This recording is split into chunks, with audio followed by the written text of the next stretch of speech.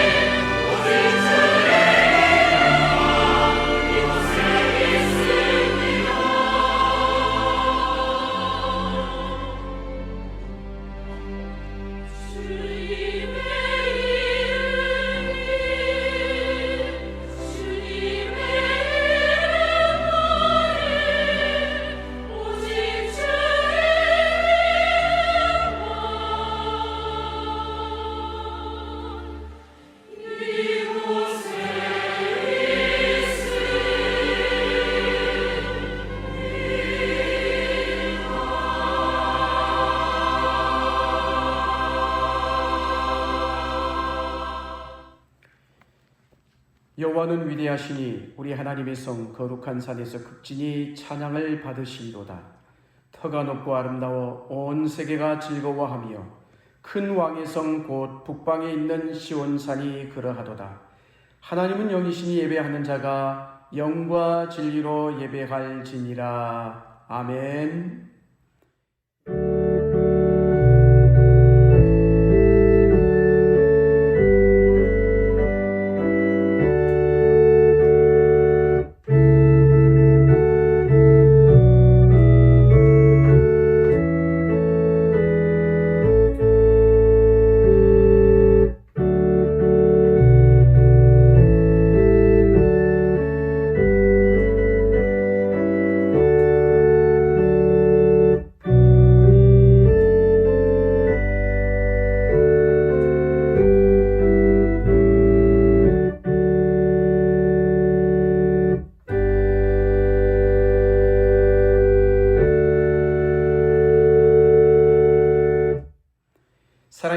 아버지, 저희들이 정성껏 예배하오니 이곳에 오셔서 예배를 받아 주옵소서.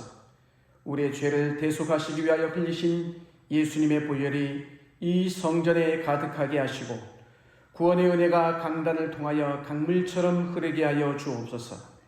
보혜사 성령님께서 친히 우리 마음에 함께 계셔서 큰 힘과 능력을 주옵소서. 이 예배를 통하여 우리의 영혼이 거듭나게 하시고 새 힘과 용기를 얻어서 슬픔도 두려움도 넉넉히 이길 수 있도록 강건하게 변화시켜 주옵소서. 언제나 우리와 함께 하시며 우리 예배를 기쁘게 받으시는 우리 구주 예수 그리스도의 이름으로 간절히 기원하옵나이다. 아멘. 다 같이 찬송가 19장 부르시겠습니다.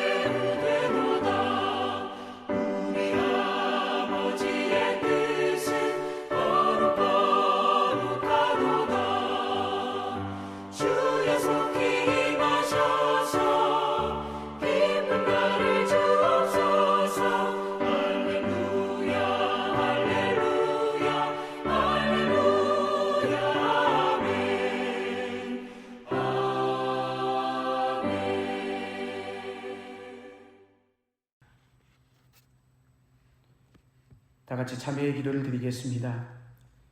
창조주 하나님 아버지, 저희들은 주님의 피조물입니다. 그러기에 주님께서는 우리 안고 일어섬을 하십니다. 멀리서도 우리의 생각을 통촉하시며 우리 혀의 말을 알지 못하시는 것이 하나도 없으십니다. 그런데도 저희들은 하나님을 두려워하지 않고 말과 생각과 행동으로 죄를 지으면서 한 주간을 살았습니다. 사람도 모르고 하나님도 모르리라 여겨서 은밀한 중에 죄악을 즐겼습니다. 성도들과 함께 있을 때는 거룩한 척 행동했으나 세상으로 나가 혼자 있을 때는 주님의 제자인 것을 숨기고 죄악을 즐기며 살았습니다. 예배를 드릴 때에는 습관적으로 회개하면서도 세상으로 나가면 또다시 같은 죄를 반복하며 살았습니다. 주님, 우리의 연약함을 긍휼히 여겨 주옵소서. 우리가 행하는 모든 죄악을 용서하시고 구원하여 주옵소서. 이제는 하나님과 나만이 하는 죄를 침묵으로 고백하겠습니다.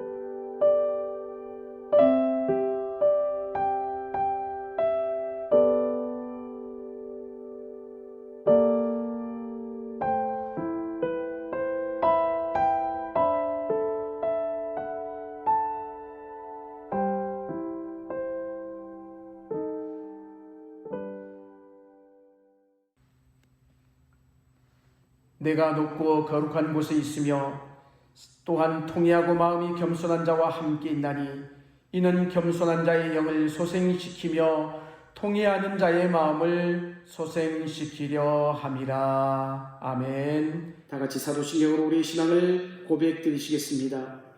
나는 전능하신 아버지 하나님 천지의 창조주를 믿습니다. 나는 그의 유일하신 아들 우리 주 예수 그리스도를 믿습니다.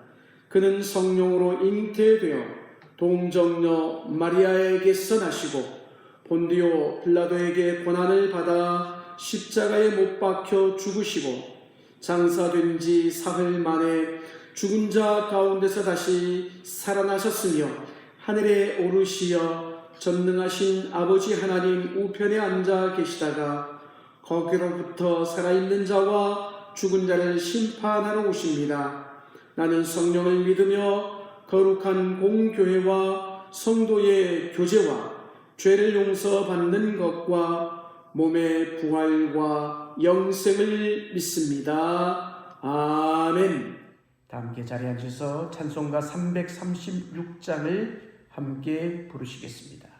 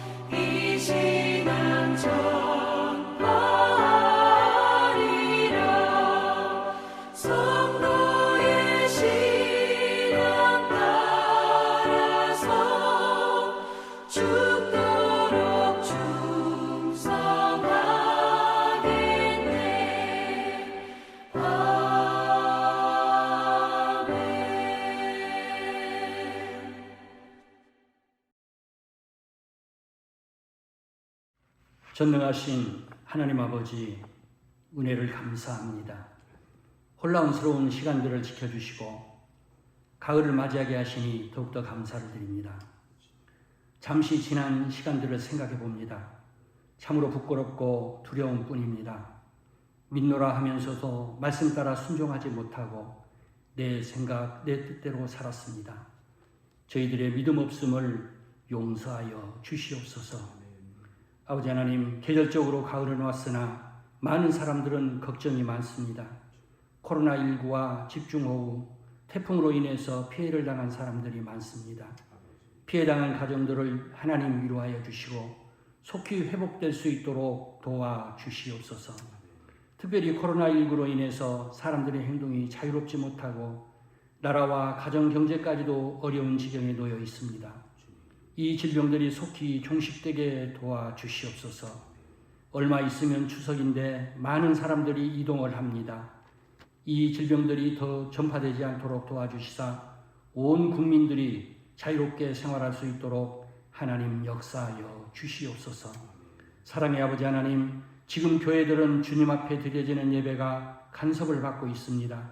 온 성도들이 모여 주님을 찬양하며 교제를 나누며 봉사를 실천해야 함에도 그리하지 못하고 있습니다. 주님, 정해진 예배 시간을 잘 지킬 수 있도록 도와주시옵소서. 이곳에 반석교회를 세워주신 주님, 이날까지도 지켜주시고 이 안에 성도들을 세워 예배하게 하시니 감사합니다. 세우신 목적대로 영혼 구원의 생명을 거는 교회가 되게 하시사 주의 죽어가는 영혼들을 위해 기도하며 전도하는 교회가 되게 하여 주시옵소서. 내 이웃을 내 몸과 같이 사랑하라 하셨사오니 삶의 사랑을 실천하게 하시고 주님의 아름다운 뜻을 이 땅에 뿌리내리는 교회 삼아 주시옵소서. 하나님 아버지, 서귀포 반석교회에 여러 기관들이 있습니다.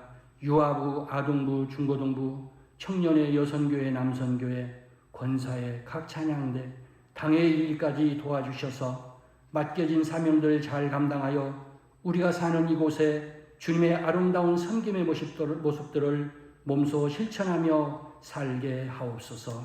아버지 하나님, 이 나라를 지켜주시옵소서. 사회, 문화, 경제, 정치, 교육 어느 한 곳 편한 곳이 없습니다.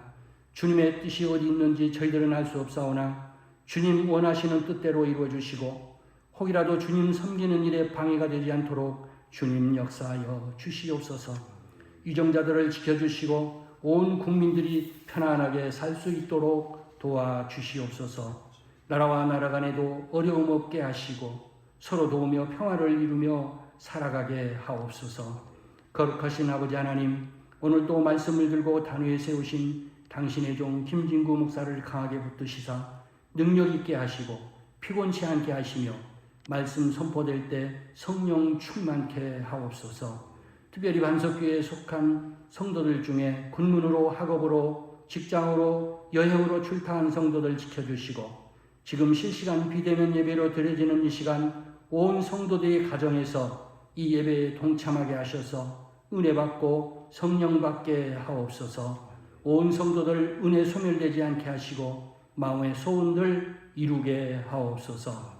모든 것에 주인 되시고 그 능력 아래 두시는 주님을 찬양하며 코로나19를 소멸시켜 주시기를 간절히 원하오며 우리를 구원하여 주신 예수 그리스도 이름으로 기도하옵나이다. 아멘.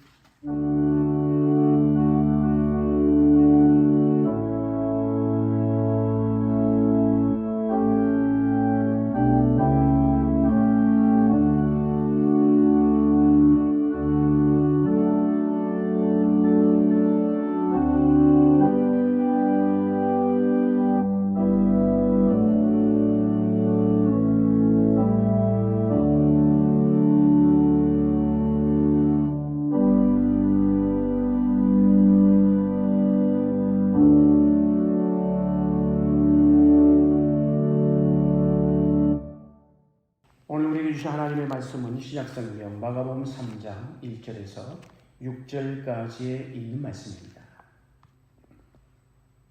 다 함께 자리에서 일어나셔서 하나님의 말씀을 받도록 하시겠습니다.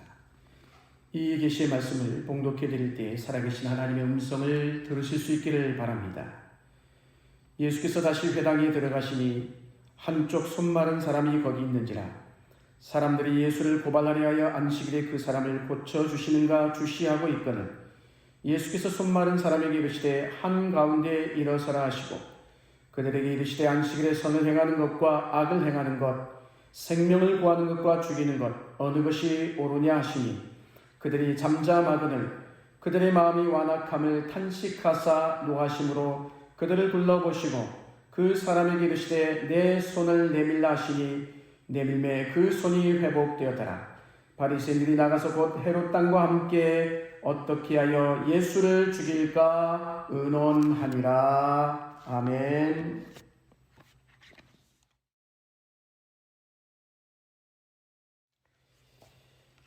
우리가 지난주에 이어서 오늘 이번 주에도 금주에도 이렇게 우리가 비대면 예배인 온라인 예배를 드리게 되었습니다.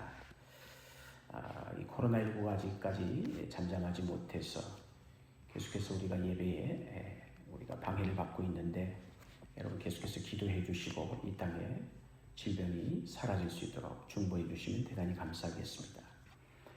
예수님께서 공생의 활동이 점점 늘어나시고 또 예수님의 사역이 사람들의 눈에 부각되기 시작하면서 계속해서 사람들이 예수님을 따르게 됩니다.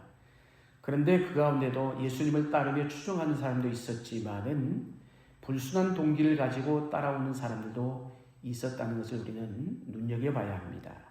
오늘 본문 2절에 보니까 이렇게 말씀합니다.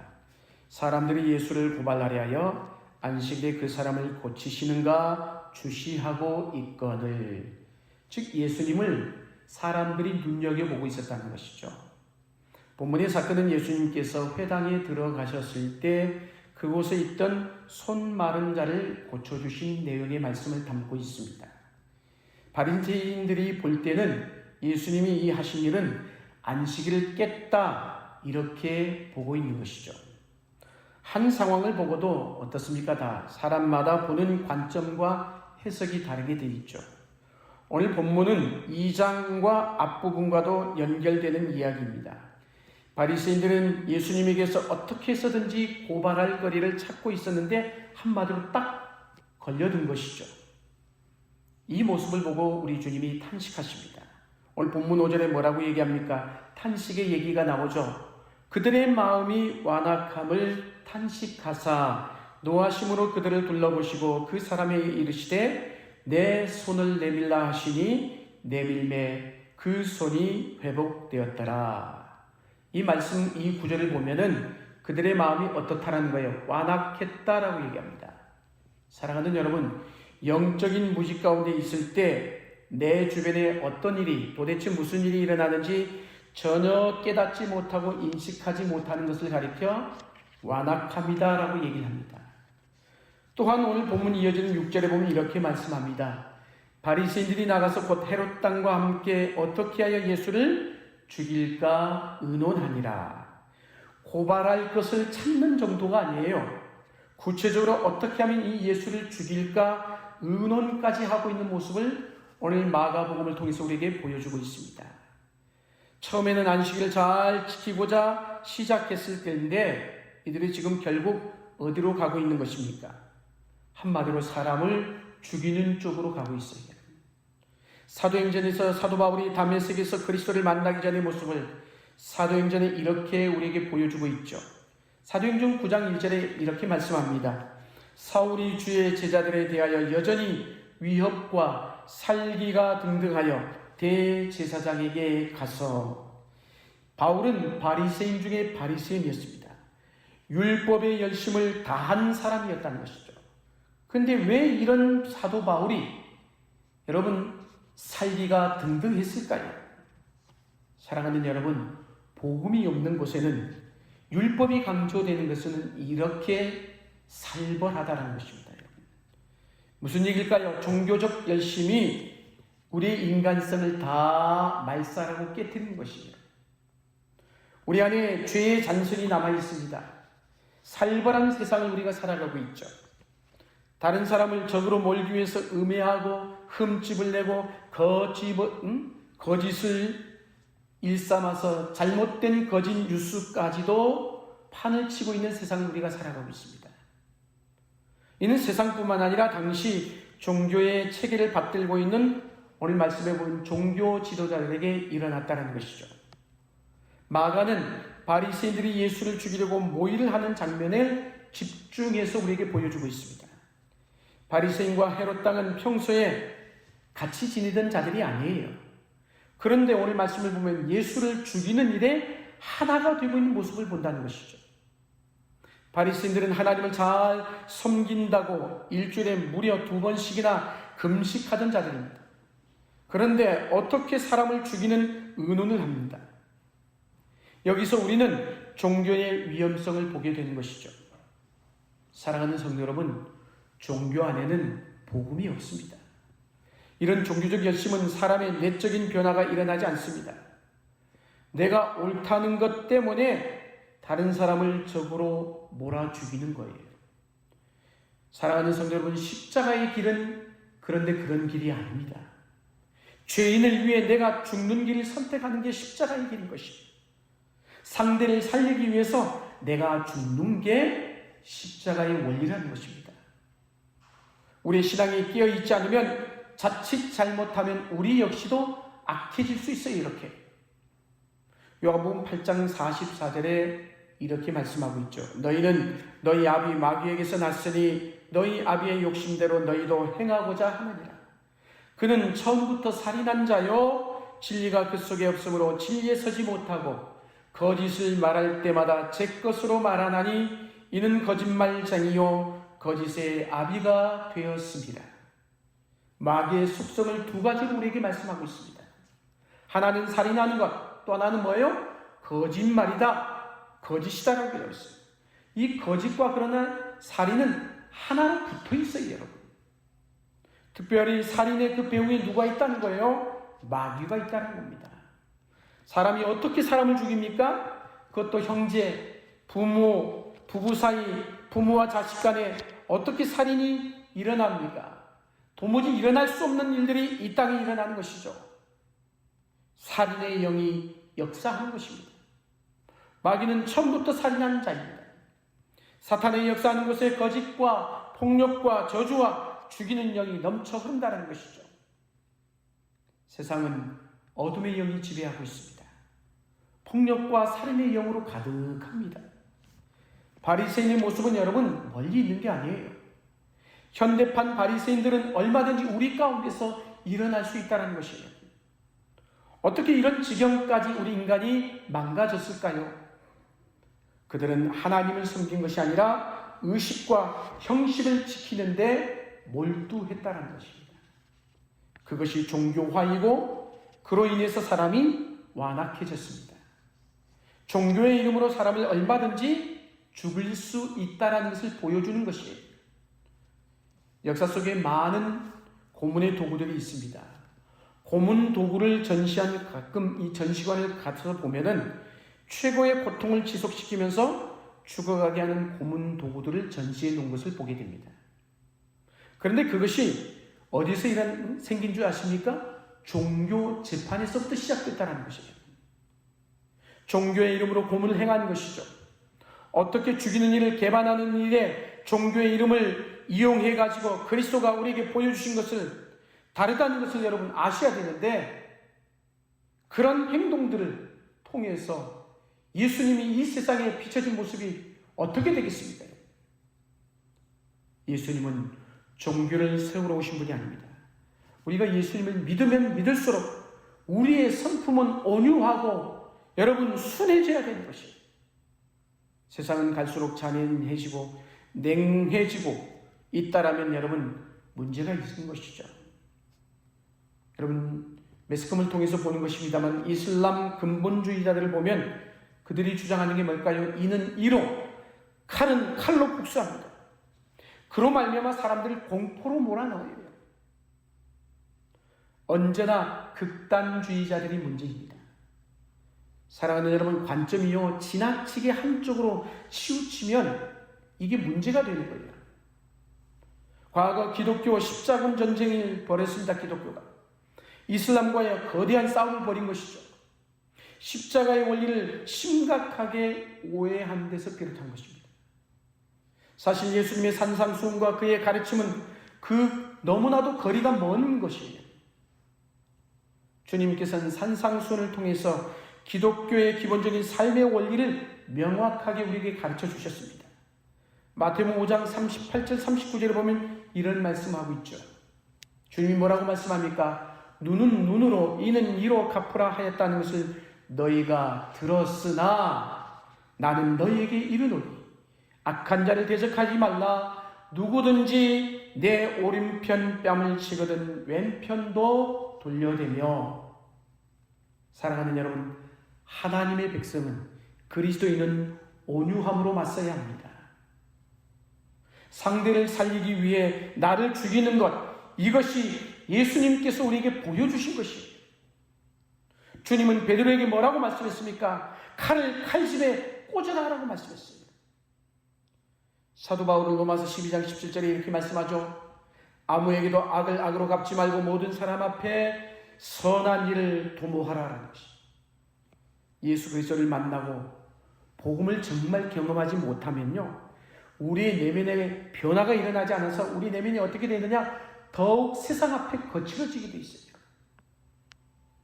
정해진 틀 안에 들어오는가 들어오지 않는가. 오늘 바리새인들은 거기에만 집중했다는 거예요. 자신들의 틀 안에 들어오지 않으니까 적으로 간주한 것이죠. 우리가 말씀을 들을 때마다 말씀을 어디에 적용해야 될까요? 자신에게 적용해야 합니다. 이게 바리새인들의 함정입니다.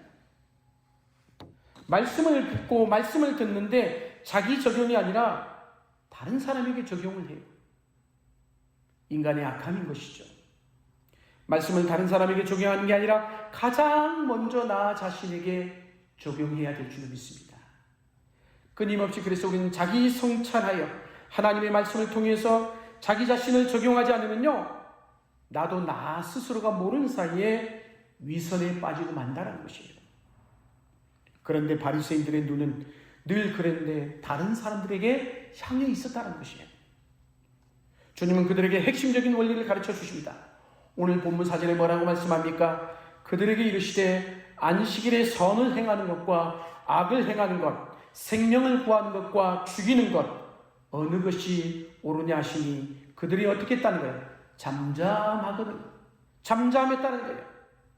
정말 중요한 질문을 탁 던지면서 명제를 주님께서 알려주신 것이에요.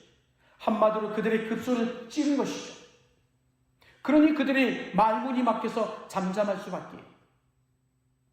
바리새인들이 꼼짝 못했어요. 반론의 여지가 없었기 때문에 그런 것입니다. 그러면 그들이 잘못을 구하고 용서를 구해야 되는데 그러지 않죠. 바리새인들은 문자적인 세칙에 몰두하고 있습니다. 바벨론 포로 시대 이후에 미시나라는 문서가 있는데 그 문서에는 안식일에 금해야 되는 39가지가 나열이 되어 있습니다. 하지만 그러한 규제로 왜 안식일이 존재하는지도 알 수 없게 되어버렸기 때문에 주님은 그들의 질주를 지금 막아서고 계신 것이에요. 그러나 주님은 모세의 율법을 어긴 게 아닙니다. 당시 율법사들이 사람들을 올가내기 위해서 만든 규칙들을 깨뜨리신 거예요. 주님은 이미 율법을 재해석해 주셨습니다. 마가복음 2장 27절 28절에 주님이 이렇게 말씀했죠. 이르시되 안식일이 사람을 위하여 있는 것이요 사람이 안식일을 위하여 있는 것이 아니니 이러므로 인자는 안식일의 주인이니라. 주님의 관심은 어디에 있는 거예요? 사람에게 있어요. 그 사람을 살리는 데 있었다는 것이에요. 그래서 오늘 본문 하반절에 뭐라고 말씀합니까? 그 사람에게 이르시되 내 손을 내밀라 하시니 내밀매 그 손이 회복되었더라. 그 손이 회복되었더라. 회복이라는 단어는 하나님 나라의 핵심적인 단어 중에 하나예요. 안식일은 회복이 되는 날인 줄 믿습니다. 그러나 주님은 안식일의 목적에 맞게 행동하신 것이에요. 그래서 율법을 주신 목적도 이를 통해서 우리를 생명으로 데리고 가고, 율법의 완성은 사랑이라고 했던 이유 또한 바로 여기에 있는 것입니다. 신앙의 핵심도 바로 여기에 있습니다. 여러분. 사랑하는 여러분, 우리는 그리스도를 따라가야 합니다. 사람을 따르더라도 그가 예수를 잘 따르고 있는지 없는지 살피고 따라가야 되는 것입니다.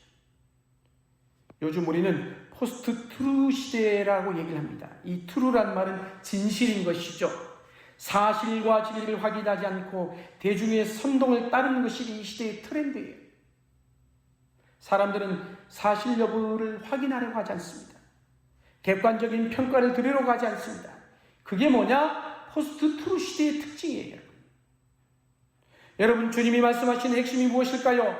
안식일의 선한 일, 곧 사람 살리는 일을 하는 것, 이게 당연하다는 것입니다. 주님은 죄와 사망의 권세 아래 있는 자들을 이 땅에 살리러 오셨습니다. 하나님의 나라는 회복과 치유입니다. 그래서 요한복음 10장 10절에 주님이 이렇게 말씀하셨죠.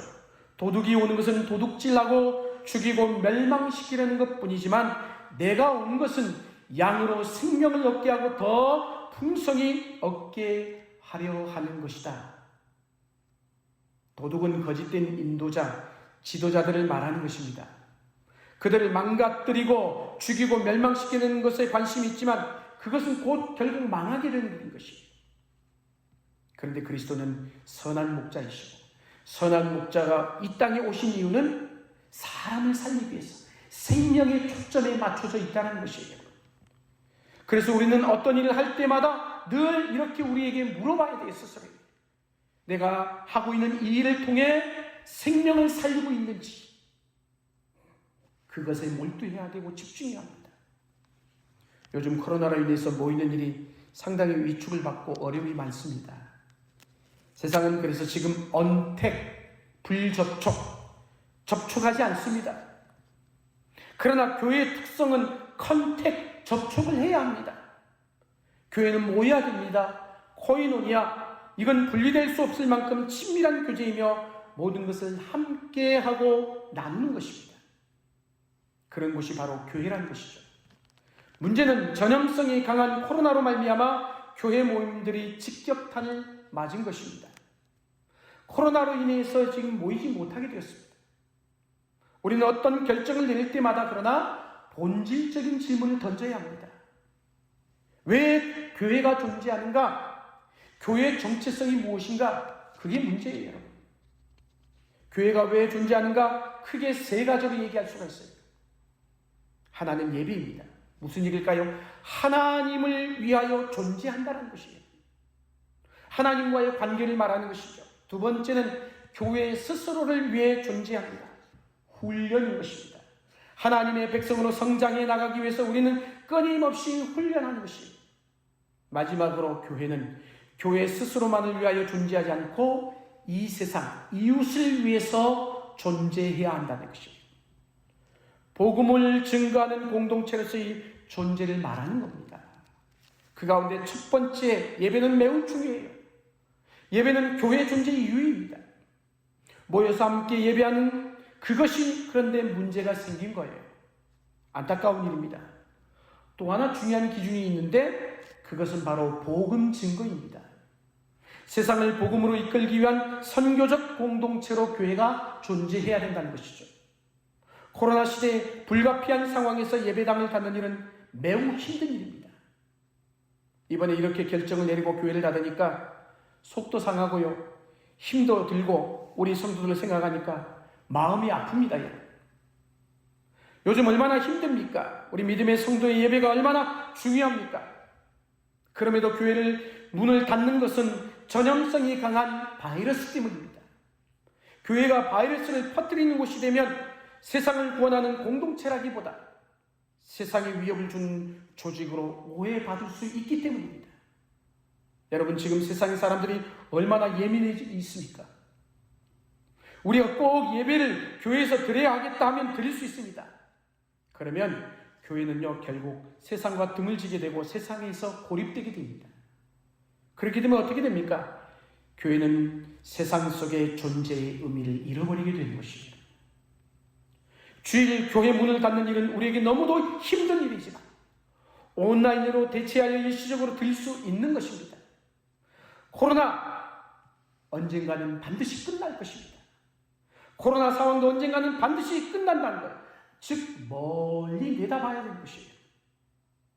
그때 세상이 교회를 바라보면서 그때 기꺼이 교회가 전염병이 창궐할 때 그렇게 당신들이 귀중하게 여기던 예배마저도 희생해주고 전염병을 퍼뜨리지 않는 일에 협조하고 함께 시민들을 위하여 이웃들을 위하여 손해보고 희생해주는 것에 대해서 고맙다, 그런 말을 들을 수 있어야 되는 것이에요.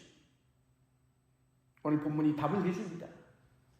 안식일을 지킬 것인가 지키지 않을 것인가, 그것에 대한 초점보다도 더 중요한 게 뭐냐, 생명을 살릴 것인가 죽일 것인가에 초점을 두면 결론은 정해져 있습니다.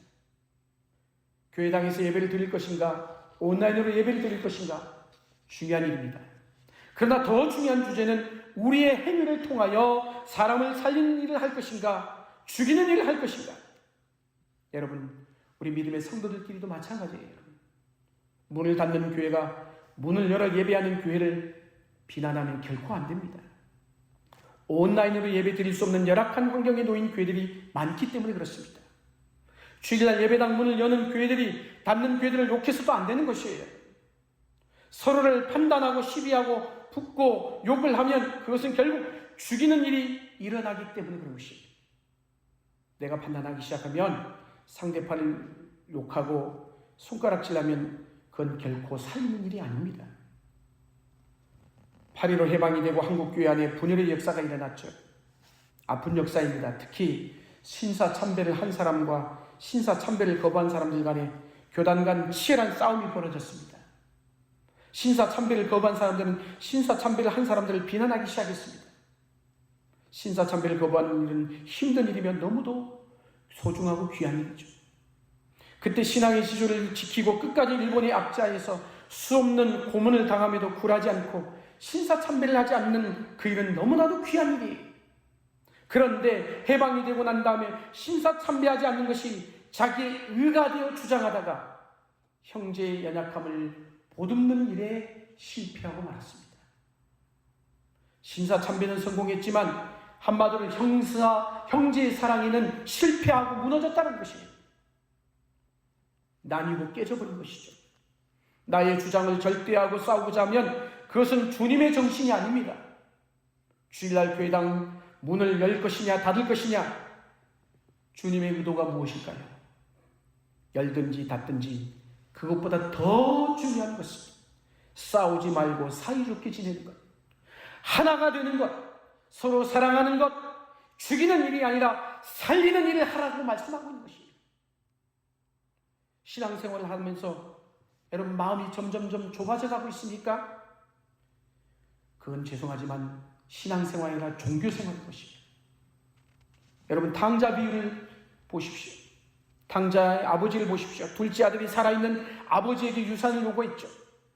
이건 아버지에 대한 반역이고 어쩌면 돌에 맞아 죽을 일입니다. 그런데 아버지는 어떻게 합니까? 유산을 줍니다. 율법을 들이대지 않습니다. 한마디로 아버지의 품이 그만큼 넓으신 것이죠. 여러분 아들이 다시 어떻게 돌아올 수 있었습니까? 율법의 잣대로 그를 엄격한 아버지 상이었다면 둘째 아들은 돌아올 꿈도 꾸지 못했을 것이에요. 돌아올 수 있었던 것은 아버지의 큰 품이 있었기 때문인 것입니다. 아버지의 가슴은 너무도 큰 것입니다. 죽을 죄를 지었지만 아버지는 한없이 그를 품어주었습니다. 그리고 아버지가 큰아들을 향해 던지는 말을 보십시오. 누가복음 15장 32절 말씀이죠. 이 내 동생은 죽었다가 살아났으며 내가 잃었다가 얻었기로 우리가 즐거워하고 기뻐하는 것이 마땅하다 말씀하고 있습니다. 아버지의 관심은 딱 하나예요. 뭘까요? 아들이 지금 살아났다는 것이에요. 그런데 큰아들은 율법의 잣대로 잔치 안에 들어오지 않고 있습니다. 사랑하는 성도 여러분, 우리는 사람을 살려야 합니다. 우리의 모든 삶의 동기와 행동의 동기, 교회 안에서도 마찬가지예요. 산상수훈을 보세요. 너희들이 제단에 제물을 드리러 가다가 사람들의 관계가 꼬여있는 것이 있으면 화해하고 다시 와서 드리라고 말씀합니다. 무엇을 얼마나 이루어냈느냐가 중요한 것이 아니라 그 일을 통하여 얼마나 사람을 살리고 세워주었느냐가 훨씬 더 중요하다는 것입니다. 오늘 우리는 코로나19 상황으로 인해서 더 많은 아픔이 밀려오는 시대를 살고 있습니다. 이때 교회가 세상의 희망이 되어야 한다면 세상 앞에 무엇을 말해야 되겠습니까? 여러분, 복음에 접근한 사람일수록 마음이 넓어져야 돼요. 지금 내가 있는 자리에서 사랑을 베풀고 사람을 살리고 희망을 주는 일을 위해서 우리가 무엇을 할 수 있을까요? 낙심한 사람들을 위해서 중보기도 하고요, 침울한 곳에 들어가서 기쁨을 나누는 삶을 살아야 합니다. 살리는 공동체를 만들어야 된다는 것이죠. 공격적이면 안 되는 거예요. 그리스도인은 언제나 따뜻해야 합니다. 사랑은 따뜻한 것입니다. 심성이 착해야 된다는 것이에요. 예수를 믿으면 믿을수록 우리의 심성은 착해져야 하는 것이에요. 똑똑해져 가는 것이 아니라 따뜻해져 가야 그것이 곧 주님을 닮아가는 것이에요. 마음이 한없이 너그러워져야 됩니다. 사랑하는 성도 여러분, 복음은 포용력을 갖게 돼 있습니다. 다 품어내게 돼 있다는 것이죠. 교회가 세상에 보여줄 수 있는 것은 교회 조직도 아니고 건물도 아니고 교인의 숫자의 규모도 아니고 제도화된 기독교 또한 더더욱 아닌 것입니다. 우리는 뭘 보여줘야 합니까? 예수를 보여줄 수 있어야 되는 것입니다. 우리가 잘못하면 세상은 예수를 오해하게 돼 있습니다. 우리가 욕먹는 것 괜찮지만 우리 때문에, 아니 나 때문에 주님이 욕을 당하시면 안 되죠. 우리는 살림 일에 초점을 맞춰야 합니다. 말을 하든 글을 쓰든 활동을 하든 사역을 하든 회의를 하든 조직을 하든 항상 목적은 살리는 일이어야 된다는 것입니다. 옳은 말 얼마든지 할 수 있어요. 그런데 옳은 말로 사람을 죽이는 일도 할 수 있다는 사실을 여러분 기억하셔야 됩니다. 사랑하는 성도는 사람을 죽이는 일을 위해 시간과 에너지를 낭비하지 마십시오. 주님은 죄인을 살리기 위해 자신의 목숨을 기꺼이 내어 놓으셨습니다. 오늘 우리는 이 본문 앞에서 살리는 일을 찾을 수 있습니다. 이것이 십자가로 돌아간 것입니다. 바로 거기에 하나님의 마음이 있기 때문에 그렇습니다. 하나님의 나라는 언제나 파괴가 아니라 창조라는 것입니다. 폭력이 아니고 사랑이고 죽이는 것이 아니라 회복과 구원의 역사를 이루는 일을 위하여 하나님이 저와 여러분을 부르신 줄로 믿습니다. 코로나로 인하여 아주 힘들고 어려운 이때 우리 믿음의 성도를 움츠러들지 말고 불길한 논쟁에 휘말리지도 말고 시간 낭비하지 말고 오늘 우리에게 주어진 삶을 통하여 이 땅에 망가지고 깨어진 것을 회복하는 일에 꼬여있는 것을 풀어내는 일에 사랑을 더욱 느낄 수 있도록 여러분들이 주어진 삶의 현장에서 넓은 품으로 그리스도의 사랑으로 초점을 맞추고 달려가시고 우리 모두가 될 수 있기를 주의 이름으로 축원합니다. 기도하시겠습니다. 사랑의 하나님 아버지, 우리는 사람을 살리는 일을 해야 합니다. 우리 모든 삶의 동기와 행동의 동기, 교회 안에서도 마찬가지입니다. 그러기 위해서 지금 내가 서 있는 자리에서 사람이 베풀게 하시고 사람을 살리고 세우고 희망을 주는 일에 내가 뭘 할까 고민하게 하실 뿐만 아니라 낙심한 사람들을 위해서 중보하게 하시고 침울한 곳에 들어가서 기쁨을 나누는 그런 성숙한 그리스도인으로 살아가는 우리 모두가 되게 하여 주옵소서. 예수님의 이름으로 간절히 기도드리옵나이다. 아멘. 교회 소식 전하겠습니다. 오늘 온라인으로 예배드리신 모든 성도들을 주의 이름으로 사랑하며 축복합니다. 여러분이 삶의 현장에서 예배를 드리는 그곳에 하나님의 은혜와 하나님의 축복이 함께할 수 있기를 주의 이름으로 간절히 축원합니다. 계속해서 우리가 온라인 예배를 오늘까지 드렸습니다만은 다음 주 예배에 대해서는 또다시 여러분에게 안내를 나갈 것입니다. 문자를 주시하시면서 예배드리는 일에 여러분 더욱 집중해 주시고 기도해 주시고 중보해 주시면 대단히 감사하겠습니다.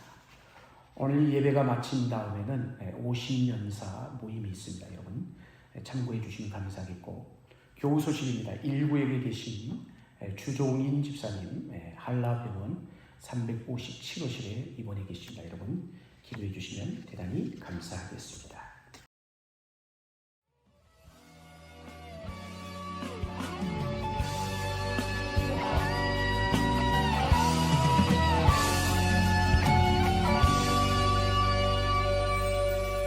주님 다시 오실 때까지 나는 이 길을 가리라. 좁은 문, 좁은 길, 나의 십자가 지고 나의 가는 이 길 끝에서 나는 주님을 보리라. 영광을 내 주님 나를 맞아주시. 주님 다시 오실 때까지